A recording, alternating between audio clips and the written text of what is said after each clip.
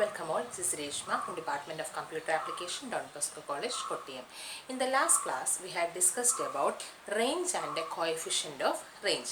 Measures of dispersion ഏറ്റവും simplest measure ആയിട്ടുള്ള റേഞ്ചിനെയും coefficient of റേഞ്ചിനെയും പറ്റിയാണ് നമ്മൾ ലാസ്റ്റ് ക്ലാസ്സിൽ ഡിസ്കസ് ചെയ്തത്.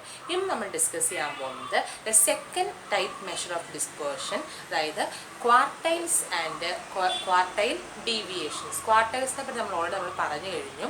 ആ ക്വാർട്ടൈൽസിനെ ബേസ് ചെയ്തിട്ടുള്ള ക്വാർട്ടൈൽ ഡീവിയേഷൻസ് അഥവാ QD എന്ന് പറയുന്ന ഒരു കോൺസെപ്റ്റിനെ പറ്റിയാണ് നമ്മൾ ഇന്ന് ഡിസ്കസ് ചെയ്യാനായിട്ട് പോകുന്നത്. And it is a second form of measures of dispersion. Measure of ഡിസ്പേർഷൻ്റെ ഒരു സെക്കൻഡ് ടൈപ്പ് മെഷറാണ് ഏത്? ക്വാർട്ടൈൽ ഡീവിയേഷൻ അഥവാ QD എന്ന് പറയുന്നത്.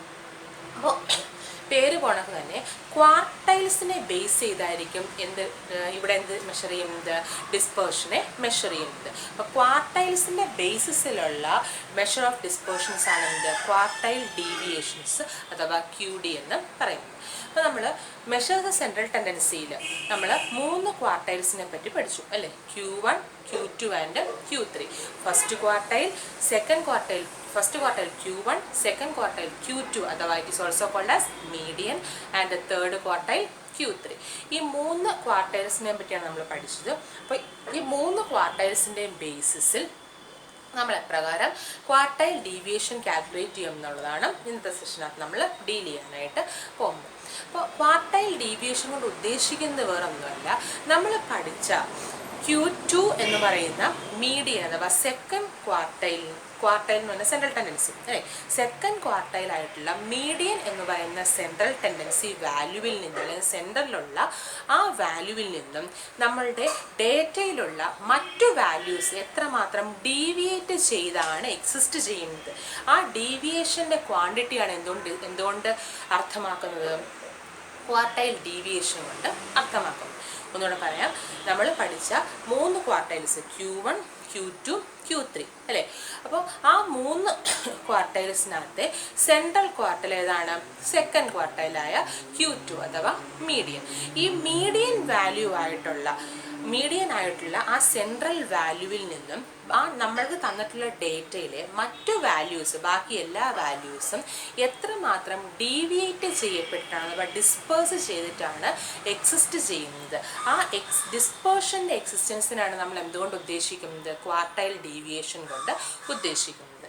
സോ ഈ ക്വാർട്ടൈൽ ഡീവിയേഷനകത്ത് നമ്മൾ 3 കാര്യങ്ങളെ പറ്റി പറയുമ്പോൾ the first concept is Inter quartile range, second one is quartile deviation, and the third one is coefficient of quartile deviation, which is also called as coefficient of interquartile range. അപ്പോൾ ഈ ആദ്യം തന്നിരിക്കുന്ന രണ്ടെണ്ണം ഇന്റർക്വാർട്ടൈൽ റേഞ്ചും ഇന്റർക്വാർട്ടൈൽ റേഞ്ചും ക്വാർട്ടൈൽ ഡീവിയേഷനും, അത് രണ്ട് absolute measures of ഡിസ്പേർഷനും at the same time coefficient of QD as well as coefficient of IQR ഏതായിരുന്നു? Relative measure of dispersion. So interquartile റേഞ്ചും ക്വാർട്ടൈൽ ഡീവിയേഷൻ എന്ന് പറയുന്നത് ആബ്സല്യൂട്ട് മെഷേഴ്സ് ഓഫ് ഡിസ്പേർഷനും കോഎഫിഷ്യന്റ് ഓഫ് QD അഥവാ കോഎഫിഷ്യന്റ് ഓഫ് IQR എന്ന് പറയുന്നത് relative measure of ഡിസ്പേർഷനും ആണ്. അപ്പോൾ interquartile range or IQR it is equal to Q3 minus Q1. That is interquartile range എന്ന് പറയുന്ന absolute measure of dispersion is the difference between the third quartile and first quartile. Q3 minus Q1 ആണ് ഇന്റർക്വാർട്ടൈൽ range എന്ന് പറയുന്നത്. ഈ ഇന്റർക്വാർട്ടൈൽ റേഞ്ചിൻ്റെ പകുതി, അതിനാണ് നമ്മൾ എന്ത് വിളിക്കുന്നത്? ക്വാർട്ടൈൽ ഡീവിയേഷൻ അഥവാ QD എന്ന് വിളിക്കുന്നത്. That is quartile deviation of QD is equal to Q3 minus Q1 by 2. Interquartile range Q3 minus Q1 ആണെങ്കിൽ അതിൻ്റെ Q3 മൈനസ് Q1 ബൈ 2 അതാണ് quartile deviation. And those two terms are the absolute measures of dispersion. What about the relative measures of dispersion? Coefficient of QD and coefficient of IQR. അത് രണ്ടും same ഫോമിലാണ് നമ്മൾ calculate ചെയ്യുന്നത്. അതായത് IQRനും QDക്കും corresponding ആയിട്ടുള്ള relative measures of dispersion ഒരേ value ആണ് വരുന്നത്.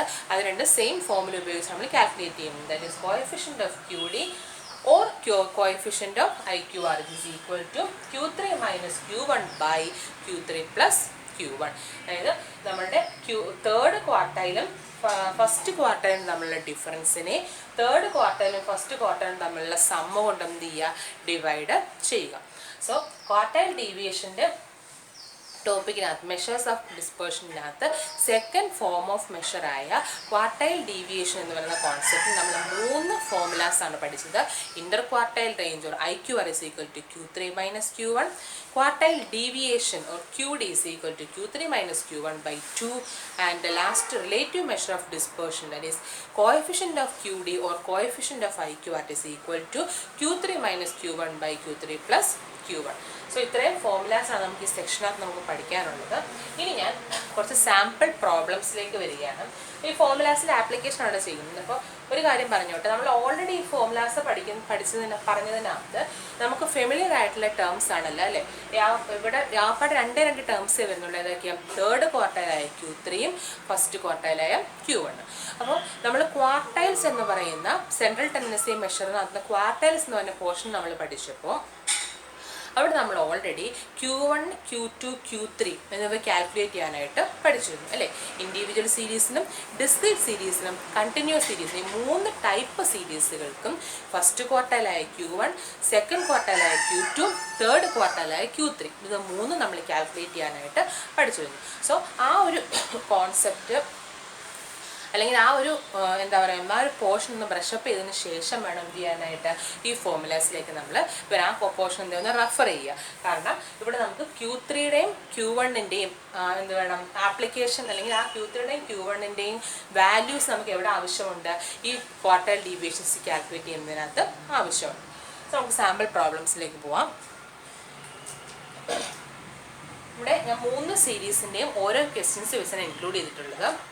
ഞാനിപ്പോൾ വർക്കൗട്ട് ചെയ്യുന്ന ആ ഒരു പോർഷൻ ഞാനങ്ങ് ഒഴിവാക്കുകയാണ്. കാരണം ഞാൻ പറഞ്ഞത് തന്നെയാണ്, എന്താണ് ഈ ഒരു ഇക്വേഷനകത്ത് നമ്മൾ ആപ്പാട് യൂസ് ചെയ്യുന്നത് എന്ത് മാത്രമേ ഉള്ളൂ, Q3യുടെയും Q1ൻ്റെയും വാല്യൂസ് അല്ലേ. തേർഡ് ക്വാർട്ടൈലായ Q3യും ഫസ്റ്റ് ക്വാർട്ടൈലായ Q1ൻ്റെയും വാല്യൂസാണ് നമ്മൾ ഈ 3 ഫോർമുലാസിനകത്ത് നമ്മൾ യൂസ് ചെയ്യുന്നത്. അപ്പോൾ ഈ നമ്മൾ പഠിച്ച ക്വാർട്ടൈൽസ് എന്ന് പറഞ്ഞ സെക്ഷനകത്ത് ഇൻഡിവിജ്വൽ സീരീസിൻ്റെയും ഡിസ്ക്രീറ്റ് സീരീസിൻ്റെയും കണ്ടിന്യൂസ് സീരീസിൻ്റെയും Q1ഉം Q3യും കാൽക്കുലേറ്റ് ചെയ്യേണ്ട രീതി, അതുകൂടാതെ ആ Q1ഉം Q3യും കാൽക്കുലേറ്റ് ചെയ്യേണ്ട പ്രോബ്ലംസ് നമ്മൾ വർക്കൗട്ട് ചെയ്തിട്ടുണ്ടായിരുന്നല്ലേ. അപ്പോൾ ആ സെയിം ഫോർമാറ്റിൽ തന്നെ എന്ത് ചെയ്യുക, ഈ തന്നിട്ടുള്ള ക്വസ്റ്റ്യൻസിൻ്റെയും Q1ഉം Q3യുടെയും വാല്യൂസും കാൽക്കുലേറ്റ് ചെയ്തതിന് ശേഷം എന്ത് ചെയ്യുക, ഈ ഫോർമുലാസിലേക്ക് നമ്മൾ സബ്സ്റ്റിറ്റ്യൂട്ട് ചെയ്യുമ്പോൾ നമുക്ക് എന്ത് കിട്ടും, ആൻസർ കിട്ടും. അപ്പോൾ അതുകൊണ്ട് തന്നെ ഞാൻ ഈ ഓരോ സീരീസിൻ്റെയും ക്വസ്റ്റ്യൻസ് മാത്രമേ ഇവിടെ ഇൻക്ലൂഡ് ചെയ്തിട്ടുള്ളൂ. ഈ വർക്കൗട്ട് ചെയ്യുന്ന സെക്ഷൻ എന്ത് ചെയ്യണം, അപ്പോൾ ആ ഒരു റെപ്പറ്റീഷൻ അങ്ങ് ഒഴിവാക്കാൻ വേണ്ടി തന്നെയാണ് ഞാനത് എന്ത് ചെയ്യുന്നത്, ഈ വർക്കൗട്ടിങ് സെക്ഷൻ ഞാൻ ഒഴിവാക്കുന്നത്.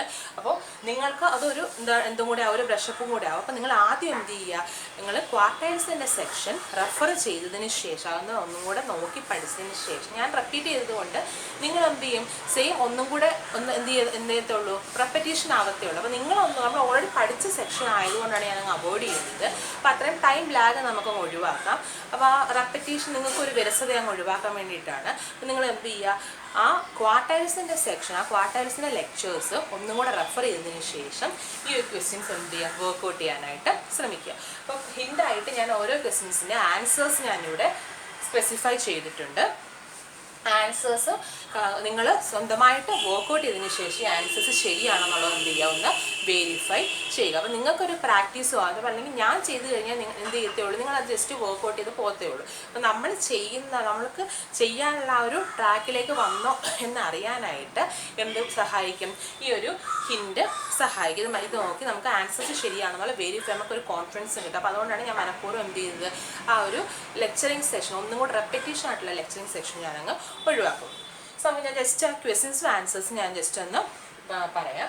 ഇൻഡിവിജ്വൽ സീരീസിനകത്ത് ഇൻക്ലൂഡ് ചെയ്യുന്ന question, the data is 28, 32, 25, 42, 55, 82, 10, 25, 40, 38 and 39. ഇങ്ങനെ 11 വാല്യൂസ് ഇൻക്ലൂഡ് ചെയ്തിട്ടുള്ള ഒരു ഇൻഡിവിജ്വൽ സീരീസാണ് നിങ്ങളുടെ ഫസ്റ്റ് ക്വസ്റ്റ്യൻ ആയിട്ട് തന്നിട്ടുള്ളത്. ഈ ഇൻഡിവിജ്വൽ സീരീസ് വർക്കൗട്ട് ചെയ്യുമ്പോൾ നമുക്ക് ഇവിടുത്തെ നമ്പർ ഓഫ് വാല്യൂസ് n എന്ന് പറയുന്ന 11 എന്ന് കിട്ടും, Q1 ഫസ്റ്റ് ക്വാർട്ടൈലിൻ്റെ വാല്യൂ 25 എന്ന് കിട്ടും. Q3 തേർഡ് ക്വാർട്ടൈലിൻ്റെ വാല്യൂ 42 എന്ന് കിട്ടും. Again ഇന്റർ ക്വാർട്ടൈൽ റേഞ്ച് എങ്ങനെയാണ് പഠിക്കുന്നത്? Q3 minus Q1, that is 42 minus 25, the value is 17. Again quartile deviation is Q3 minus Q1 by 2, therefore 42 minus 25 by 2, that is 8.5, and coefficient of quartile deviation, that is Q3 minus Q1 by Q3 plus Q1, therefore അതിൻ്റെ value എത്ര കിട്ടും? 0.424 എന്ന് കിട്ടും. അപ്പോൾ നിങ്ങൾ ഈ തന്നിരിക്കുന്ന data ഉപയോഗിച്ച് എന്നിൻ്റെ വാല്യൂ, Q1ൻ്റെ വാല്യൂ, Q3യുടെ value, inter quartile range, quartile deviation, coefficient of quartile deviation, ഈ 6 കാര്യങ്ങളും വർക്കൗട്ട് ചെയ്തതിന് ശേഷം ഈ ആൻസറുമായിട്ട് എന്ത് ചെയ്യുക?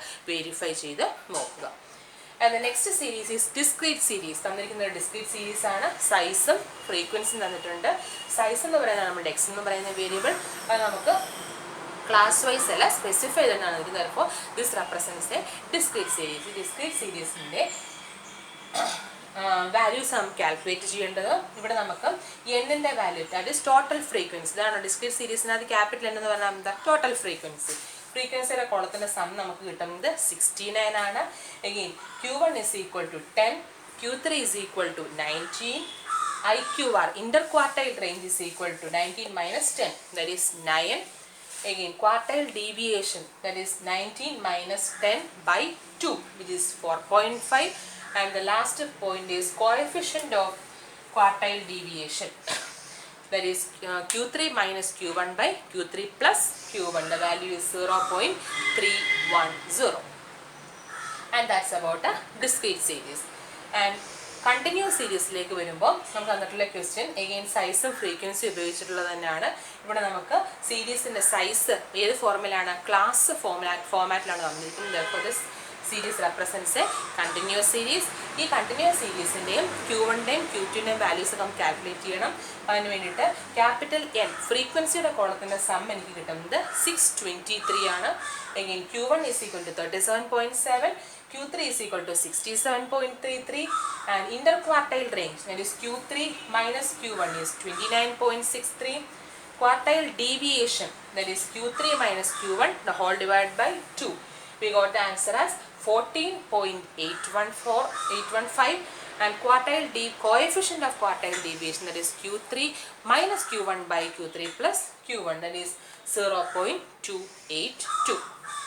അപ്പോൾ ഈ 3 പ്രോബ്ലംസും നിങ്ങൾ എന്ത് ചെയ്യുക? വർക്ക്ഔട്ട് ചെയ്യുക. നമ്മൾ ഓൾറെഡി പഠിച്ച ക്വാർട്ടൈൽസ് എന്ന് പറയുന്ന സെക്ഷൻ റെഫർ ചെയ്തതിന് ശേഷം ആ ക്വാർട്ടൈൽസിനകത്ത് Q1ഉം Q3യും കാൽക്കുലേറ്റ് ചെയ്യാനുള്ള ഫോംസ് ഏതൊക്കെ സീരീസിൻ്റെ?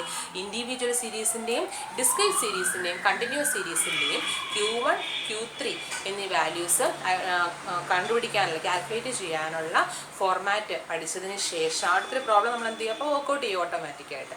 അപ്പോൾ അത് പഠിച്ചതിന് ശേഷം എന്ത് ചെയ്യുക? ഈ തന്നിട്ടുള്ള സീരീസുകളുടെ എല്ലാം Q1ഉം Q3യുടെയും വാല്യൂസ് കണ്ടുപിടിച്ച് ഇന്റർക്വാർട്ടൈൽ റേഞ്ചും ക്വാർട്ടൈൽ ഡീവിയേഷനും കോഎഫിഷ്യൻ്റ് ഓഫ് ക്വാർട്ടൈൽ ഡീവിയേഷനും കാൽക്കുലേറ്റ് ചെയ്ത് ഈ ആൻസേഴ്സുമായിട്ടൊന്ന് വെരിഫൈ ചെയ്യുക. സോ ഈ 3 ക്വസ്റ്റ്യൻസും വർക്ക്ഔട്ട് ചെയ്തതിന് ശേഷം അത് ഹോംവർക്കായിട്ട് എനിക്ക് ഹോം അസൈൻമെൻ്റ് ആയിട്ട് പോസ്റ്റ് ചെയ്യുക. So that's all for today session. Thank you.